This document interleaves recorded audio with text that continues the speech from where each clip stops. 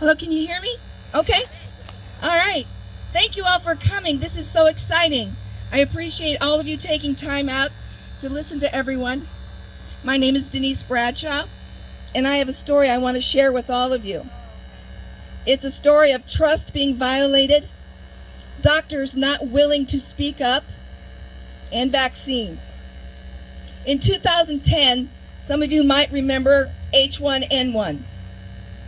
That was the big virus that was going to come up from Mexico City and wipe us all out.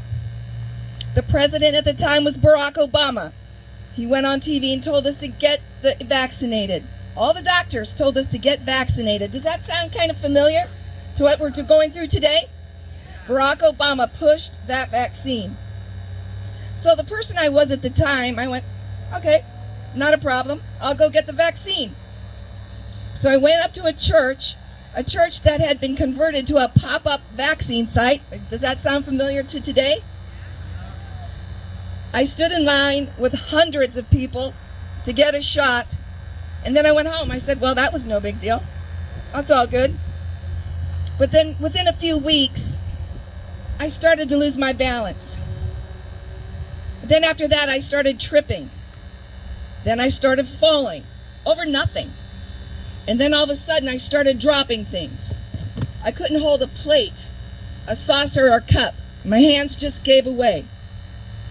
But being a true Nebraskan, I didn't go to a doctor. I mean, I wasn't bleeding. If you're not bleeding, you don't need a doctor, right? We're Nebraskans. I'm going to power through it.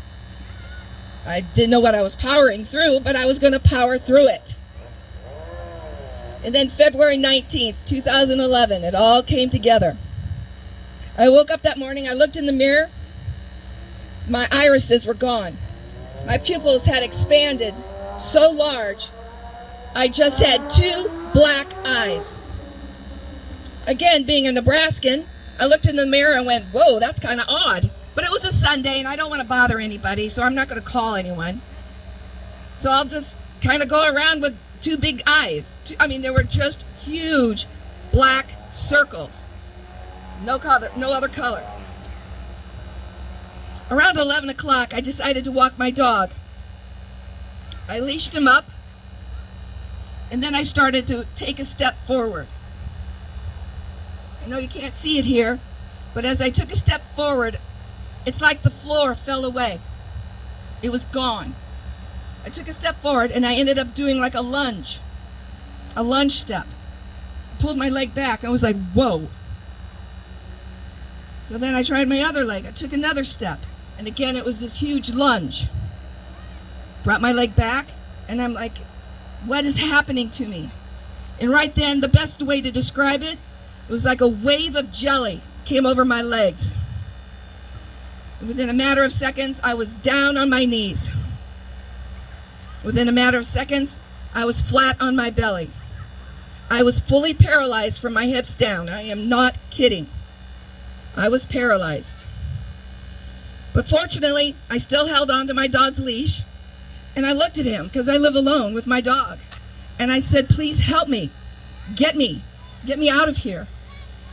So my 80-pound boxer just started to drag. And then I started doing that worm motion you see in army movies. So between him dragging me and my arm movement, he got me to my phone, where I called 911. And I said, I think I'm having a stroke. I can't move, I'm paralyzed. And then I noticed all of a sudden, my hands and arms started tingling like crazy. The 911 dispatcher said, hang on, we're on our way. We'll be there very quickly. And they were. So they got me on the gurney. And on the gurney, they said, what hospital do you want to go to?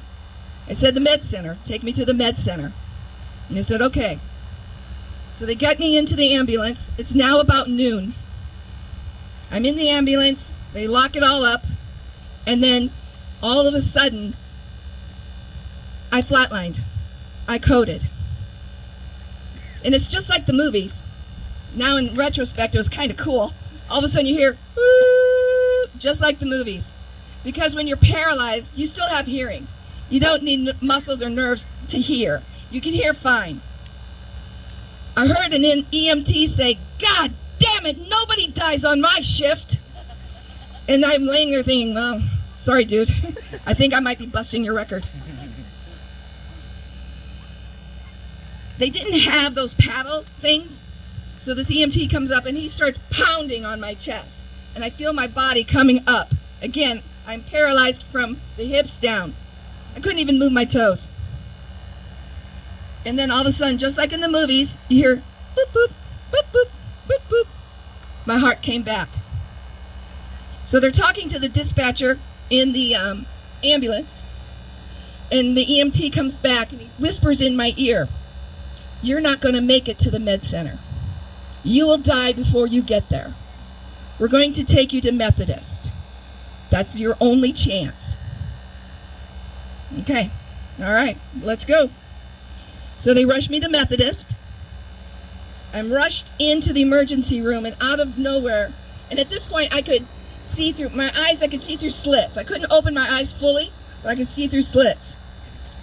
And a young man rushes up to me. I don't know if he was a nurse, a doctor, an intern. And he whispers in my ear, and I'm not kidding. He said, "Did you get the H1N1 shot? I need to know now." And I don't know how to respond. I'm really overwhelmed. And he goes, "Nod, blink, make a sound. I need to know, did you get the H1N1 shot?" And so I kind of blink, and I make this guttural sound, kind of a goofy sound out of my throat. And he said, "Okay, you got the shot. All right, we'll take care of you." And he left. I'm rushed into an emergency room. They get me on the bed there. And once again, I code. I code again. Boop. And the nurse turns around and says, "Denise, where are you going? It's not your time." And she starts shaking me and pounding me on the chest. And once again, my heart comes back. Boop, boop, boop, boop. And she whispers in my ear, "Thank you for believing in me. I'm going to take care of you. It's not your time." So they put me through a battery of tests, and let me tell you, they are incredibly painful. I'm not an easy one to cry unless it's a John Wayne movie, then I'm bawling. But outside of that, I'm not an easy crier. I cried. The tests were incredibly painful. So they put me in a private room, and a neurologist comes in and he says, "Well, you either have myasthenia gravis, MS, or Guillain-Barré. We're going to know within the hour." So he comes back a little bit later, and again, another medical person comes up to me and whispers in my ear, "You have Guillain-Barré. I heard you had the H1N1 shot. It's what caused it."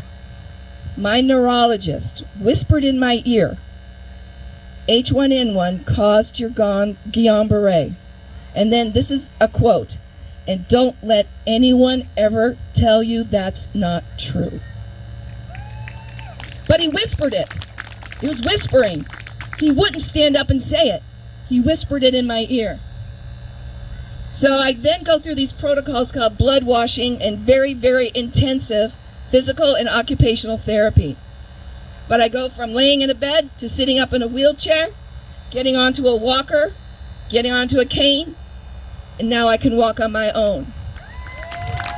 Thank you.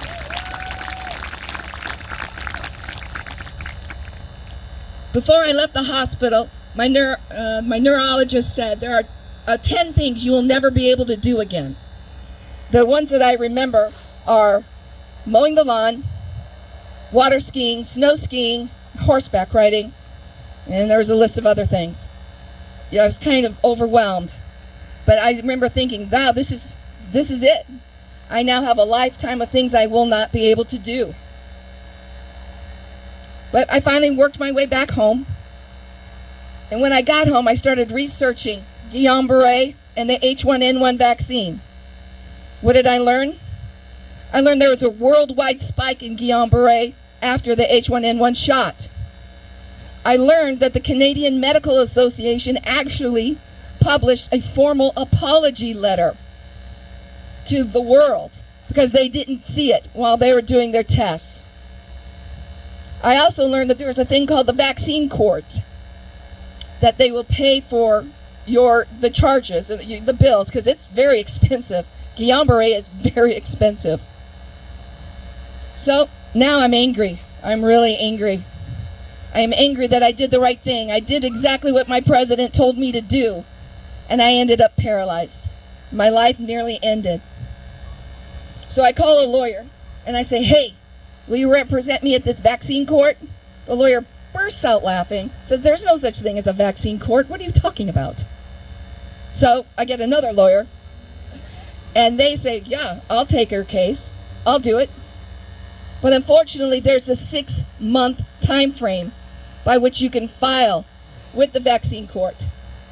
You only get 6 months. And it could take you 6 months to figure out what in the world is going on and how your life is going to be going forward. I asked my doctors in the hospital to provide me the documentation, and all of a sudden they couldn't find it. Or they had to go talk to their lawyers to see before they gave me anything. They waited long enough. It went over the 6-month mark. I was not able to file with the vaccine court. So that is my vaccine story. But let's talk about today. Everyone says, oh, you're one of those crazy anti-vaxxers. Oh God, it's one of those people. My neighbor warned me about women like you. I'm really not anti-vaccine. What I am is pro-informed consent. Because of people like me and many others around the world, now when you get your flu shot, at the bottom of the sheet, it talks about Guillain-Barré and its impacts.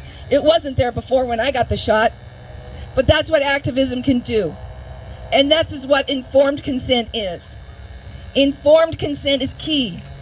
This is giving you the opportunity to study what's going on. Really read what's happening. Understand its potential impacts. Because everyone says, oh, it's 1 in a million that something will happen. But when it happens to you, the chance is 100%. It wasn't 0.03% for me. It was 100% that I got this disease from the shot. So informed consent is everything. I've been reading about something coming from the schools back east, and I want to warn you parents. It's called implied consent. Have you guys heard about implied consent yet? It's very dangerous. What's happening is schools are sending emails to parents, texts, and everything about vaccinations and the kids. If you do not respond to the emails, to the outreach, that's considered implied consent, and kids are going in and they're getting the jab, and the parents did not know until they come home and the kid tells them. We must fight against implied consent. How do you fight against implied consent? You respond every single time. If that school sends you an email about vaccinations, whether you want it or not, you respond. You make sure it's on record that you say yes or no. Do not give away your bodily autonomy. Do not let these schools take away the bodily autonomy of your child. Just because you did not respond to an email doesn't mean your child gets the jab. Don't let that happen. If you're getting emails, respond. Because it's happened back east. I just read about it yesterday, actually. Implied consent. Kids are coming home from school and going, oh yeah, by the way, I got the jab. And moms are just freaking out because they did not authorize it. So this is a heavy topic. I'm looking at all your faces and you're like, oh God, this is gross. Make her go away. How do you end on a positive note after this message? Well, I can end it with it this way. You know those 10 things that the neurologist said I'd never be able to do? Hot damn, I've done every single one. All of them I do. Thank you all very much. Allie, thank you so much for inviting me to speak. It's been my pleasure. Take care, everybody.